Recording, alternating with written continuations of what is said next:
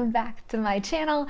I am so excited to be talking to you on November 10th, which is the 10th day of NaNoWriMo. Yeah, so yesterday I talked about how I had been line editing my Christmas short stories. That is still what I'm doing. I should probably get to work on some of these plays soon, but honestly, the line editing is really intriguing me, and the story's already finished, so it feels a lot easier to get back into writing via line editing than via, oh no, I have to come up with a story. I also think I'm honestly just a little bit tired after drafting my novel for the past 3 months, and I'm ready to use some different skills. So recently, the past couple days, I have been reading The Sense of Style by Steven Pinker, which is one of the books. I look like I'm in heaven. Woo! Little angel reflection, like, okay. It's one of the books that I recommended reading before NaNoWriMo. So yeah, what I'm reading recently is a book about grammar. Beat that one. But strangely, it's holding my attention a lot better than like fiction books at the moment. I've tried to read a little bit of fiction, but I think I'm in a little bit of a reading slump too, apparently. And the only book that's interesting me is the book about grammar. Anyways, it's been super, super interesting. I have read it before, but I didn't get past chapter 4 or the middle of chapter 4. So I just passed the middle of chapter 4 and I'm on to chapter 5. I have to be honest, I think a lot of the things in the book are just sort of intuitive to me, and intuitive probably to any writer who's making constructions, but it's interesting to hear them set out in an analytical manner. And it's really interesting to see the examples of bad writing in the book and then how they fix them. It is about 10:45 now. I had work this morning that I did, well, it's still morning. I had a meeting at 9, and then I've been doing email and eating breakfast and stuff since 10. I don't know how it became 10:45, but basically I've decided to give myself the morning to do writing and YouTube, and then I will get back at the work this afternoon because writing really hasn't been a huge priority lately, and I want to prioritize it. So I'm still working on my first Christmas short story. I edited the 4th one first, and now I'm editing the first one second. Is that confusing? Maybe. I am about 1,000 words-ish into that story, so I'm going to rewrite, and I will update you on how far I get.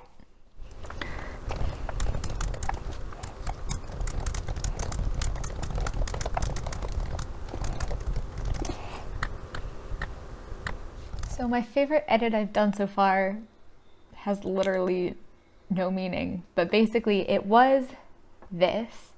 Surely he'll walk through the door any moment. He'll lift Sky to the ceiling in celebration and load us all into the station wagon.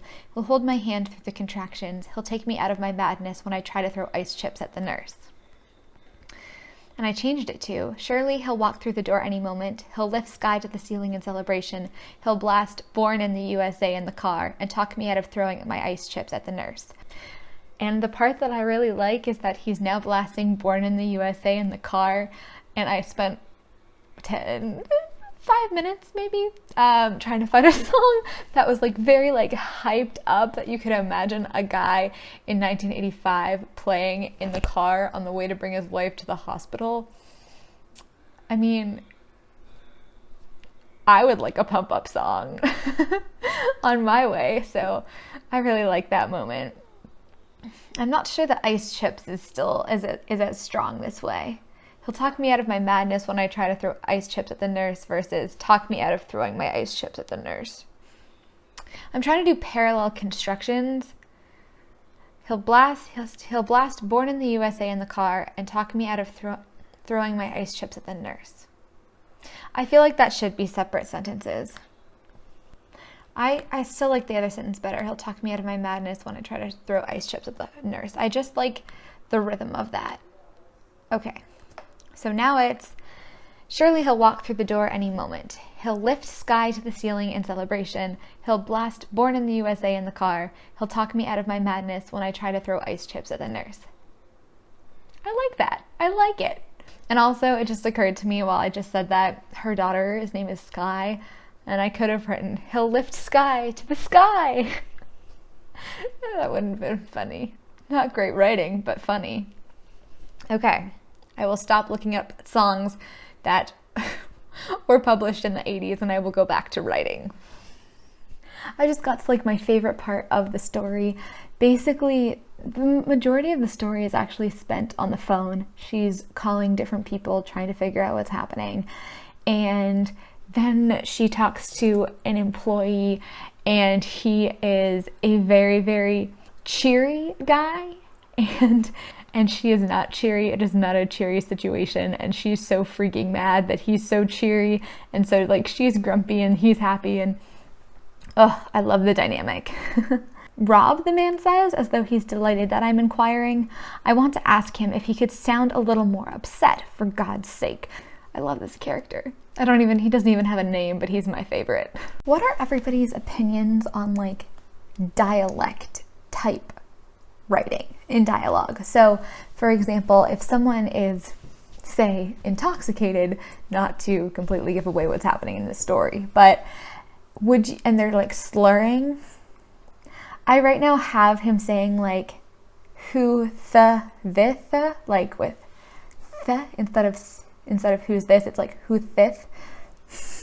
I think like is that how people talk when they're drunk? None of my beta readers commented on it, but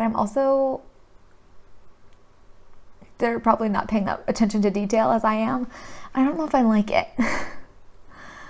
I feel like maybe I should just say he slurred or something rather than trying to show it in like the dialecty dialogue.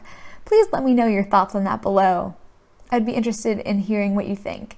If I'm going to do it, at the very least, I have to do it better than I'm currently doing it, because I don't... How do people even slur? Crap. I should just say that he slurred, because I don't even know what it sounds like. You can make it up. But yeah, let me know what you think about that. Okay, now I'm getting to the part of the story that I think is actually quite strong, and I think if I have a strength as a writer, one of them would potentially be writing about emotions. I think I'm fairly good, at least in the instances in this story, at describing them, particularly because this entire story is basically just people's emotions. So I would hope I was okay at it.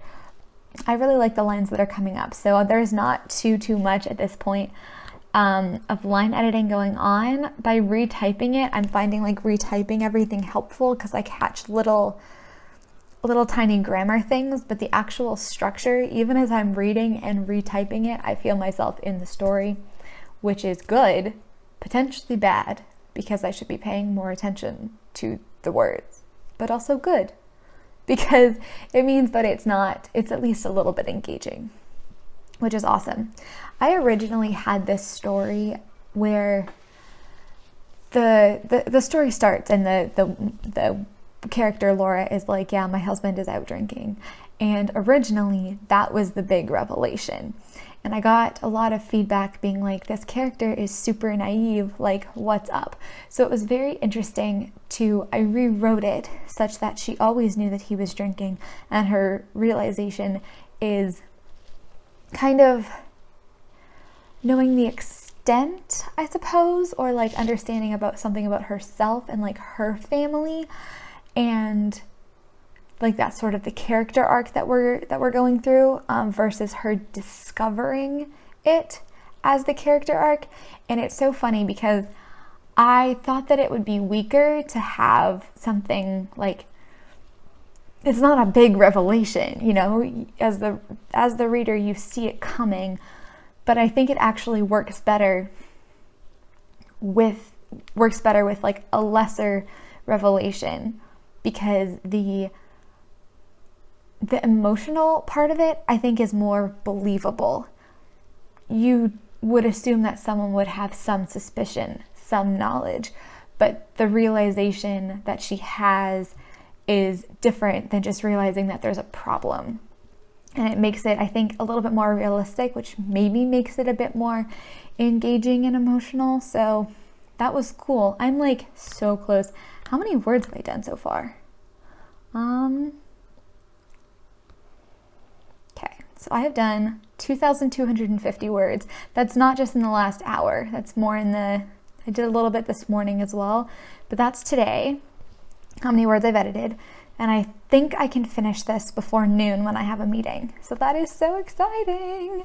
And I will check back in when I'm done at like 11:50. Oh, it's emotional.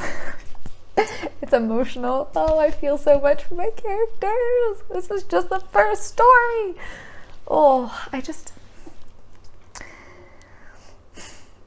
I feel so bad because I know what's happening now, but I also know everything that happens next in the story. And I know they're not real people, but I really do feel bad that I'm doing so much to them. I'm sorry. I'm so sorry.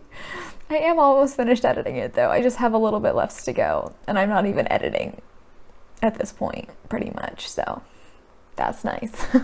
It's fine. It's fine.